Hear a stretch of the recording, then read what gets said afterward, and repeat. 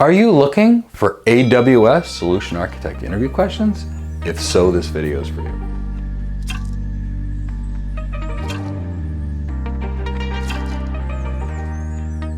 Hi, my name is Michael Gibbs, and I'm the founder and CEO of Go Cloud Architects, and we're an organization dedicated towards building high-performance cloud computing careers.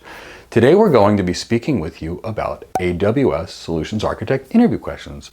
And if you want to start your cloud computing career, you're going to have to do well on the interview, since that's the last step in getting hired. And today, we're going to give you 6 questions that can help you in your cloud architect interviews.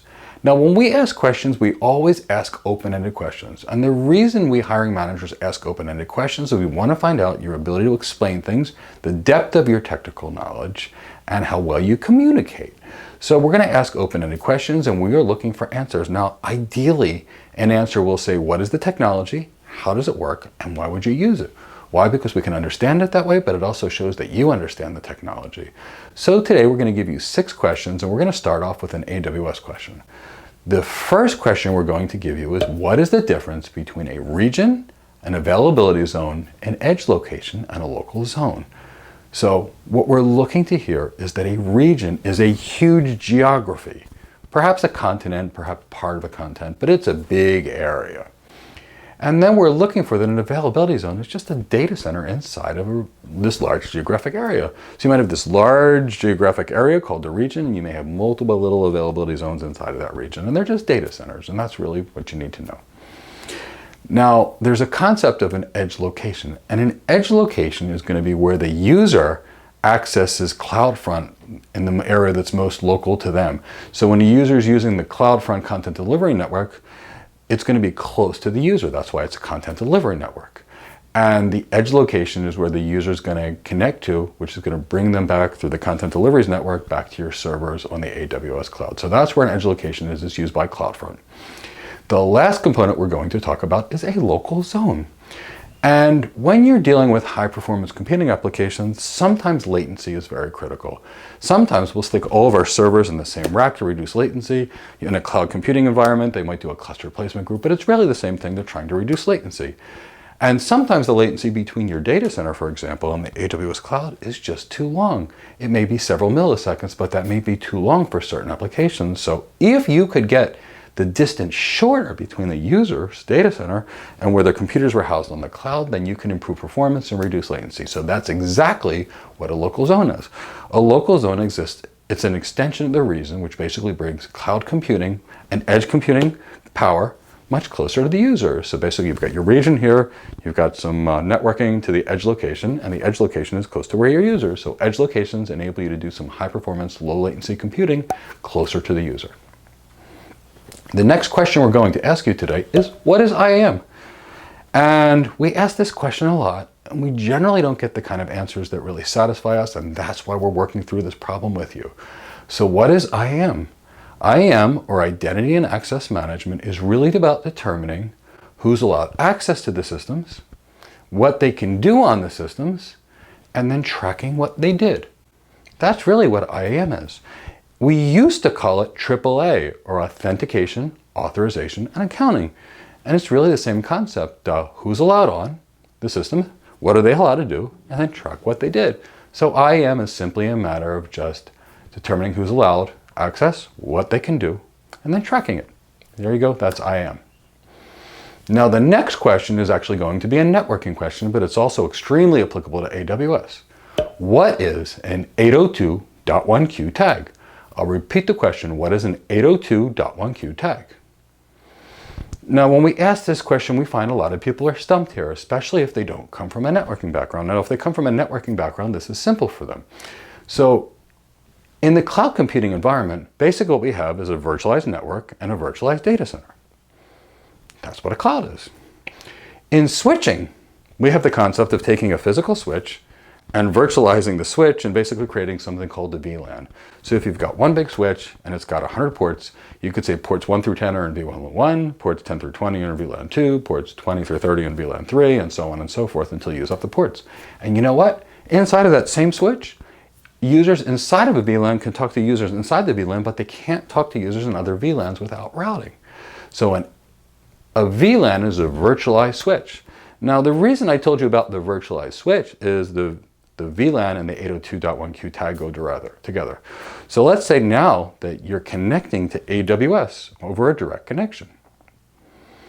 Now, let's say AWS has a single cable between them and their computing power and their availability zones. They don't, but let's just assume they did.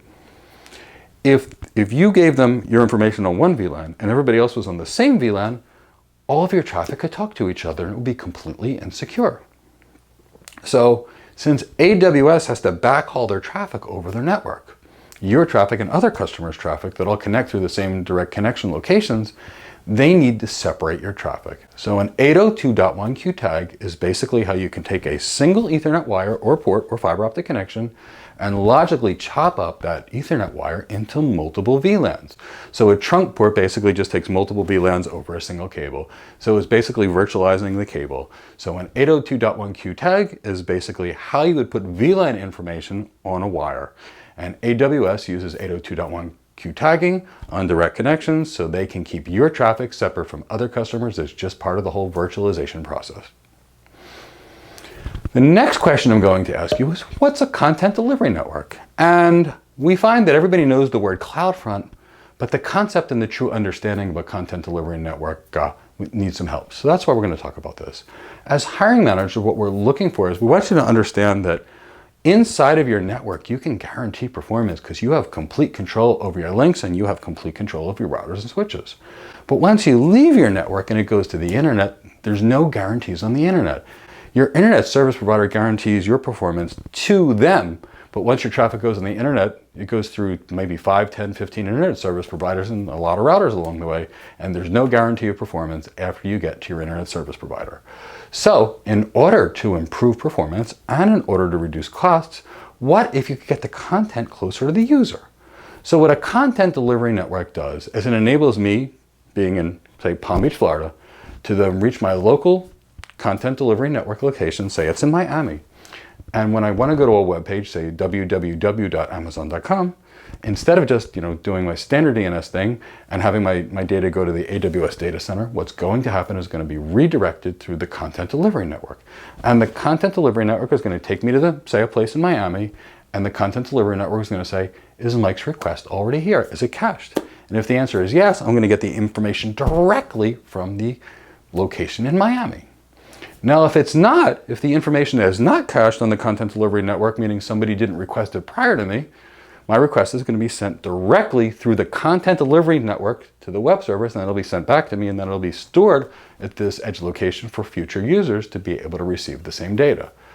See, the difference is between going through the content delivery network for uncached data versus going through the internet is the content delivery network manages the network and they own the network, so they can guarantee the performance on their content delivery network. So even if your information is not cached, if you have to go to the internet one way versus the content delivery network, it's probably much faster over the content delivery network because you don't have to deal with best effort delivery over the internet. You've got guaranteed performance over the content delivery network. So the content delivery network does a lot of things for you. First and foremost, it enables you to connect to it and get your information much quicker, especially if it's cached.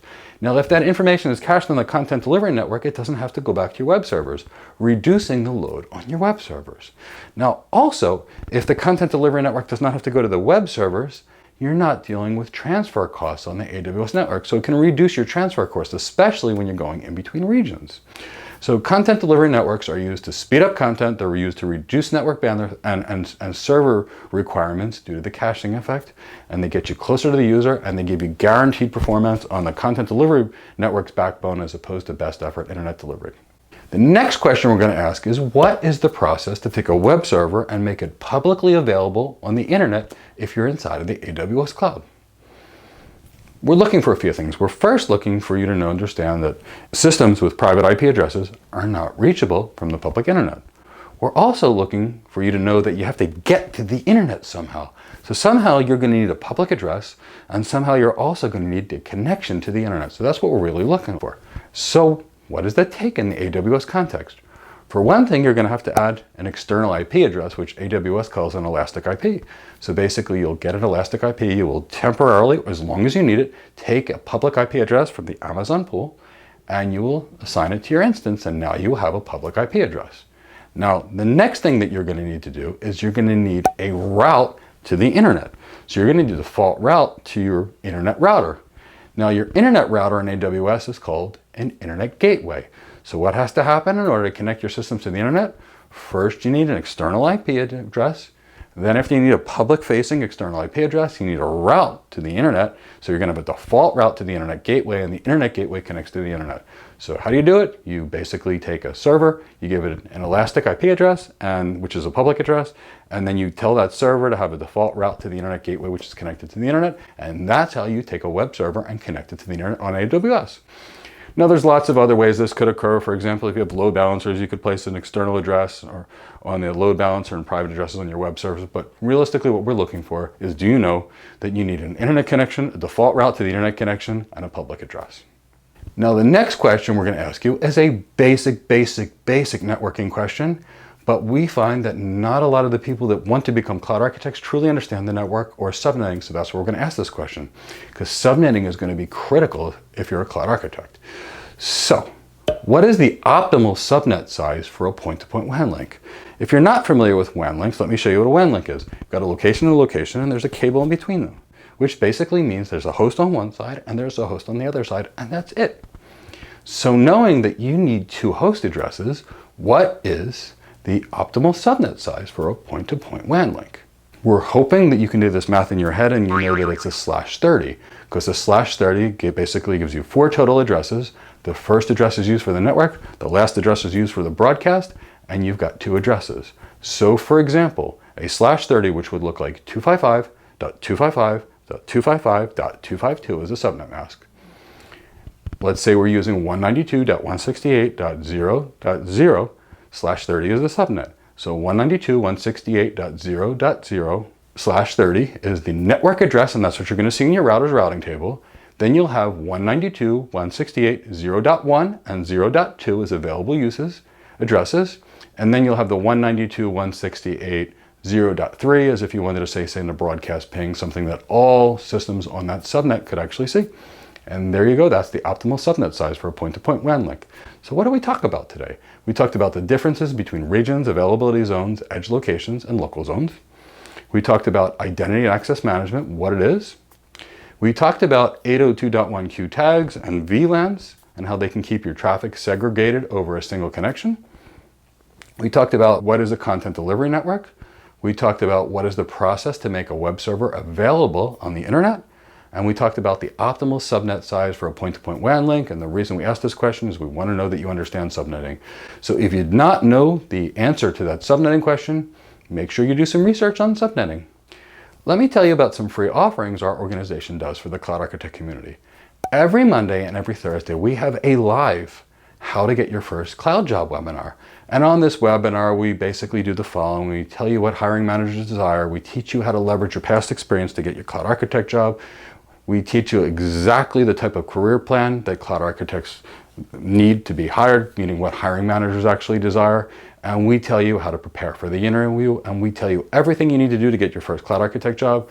We present for an hour, and then we answer questions for about an hour, and we do this free on Mondays and Thursdays. Now, on every Tuesday, we actually have a How to Get Real Cloud Architect Experience webinar.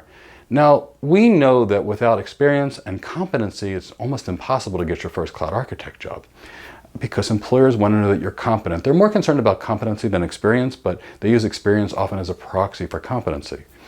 So we have a webinar on how to do this because we get asked constantly, how do I get the experience to get hired? And that's really a problem. If you don't have the experience, you can't get hired. But if you're not hired, how do you get the experience? So with all of our years of coaching, we put together a way that you can actually get the experience in your home so you can get hired. We do that free every Tuesday. Most Wednesdays, not all, we actually do a YouTube live stream, and it's based on Cloud Architect career questions. So bring us any Cloud Architect career question. And when you do that, we'll answer them live, and we do it for free. We are launching the Ask Cloud Mic.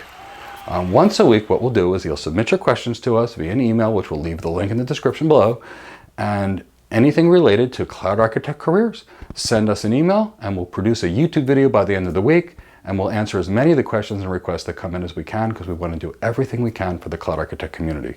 We also have a free AWS Certified Solution Architect ebook. I'll leave the link in the description below. And we have a free AWS Certified Solution Architect Associate e-course, a full e-course. I'll leave the link in the description below.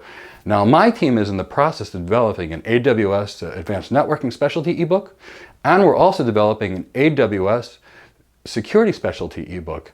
And we're going to give them away completely free when they're released in 8 weeks, because we want to do everything we can for the Cloud Architect community. I'll leave the links for the pre-registrations below, and you can register for them now, and we'll email them to you the second they're released, which should be in about 8 weeks or so.